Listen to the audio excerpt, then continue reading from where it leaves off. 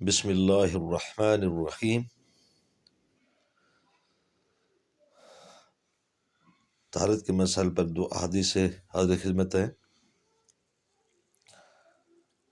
حضرت زید بن ارقم رضی اللہ تعالی عنہ رسول اللہ صلی اللہ علیہ وآلہ وسلم سے بیان کرتے ہیں کہ آپ نے فرمایا، یہ بیت الخلاء جنوں اور شیطانوں کے آنے جانے کی جگہ ہے، لہٰذا تم میں سے جب کوئی بیت الخلاء جانا چاہے تو یہ کلمات کہہ لیا کرے: اعوذ باللہ من الخبث والخبائث، میں خبیث جنوں اور جنیوں کے شر سے اللہ کی پناہ میں آتا ہوں۔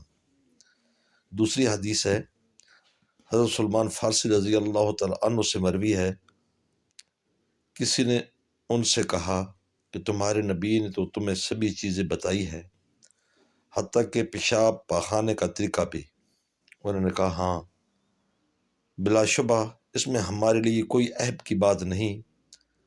آپ نے ہمیں پیشاب پاخانے کے وقت قبلہ رخ ہونے اور دائیں ہاتھ سے استنجا کرنے سے منع فرمایا ہے، اور یہ کہ ہم میں سے کوئی 3 ڈھیلوں سے کم میں استنجا نہ کرے، اور گوبر یا ہانڈی سے بھی استنجا نہ کرے۔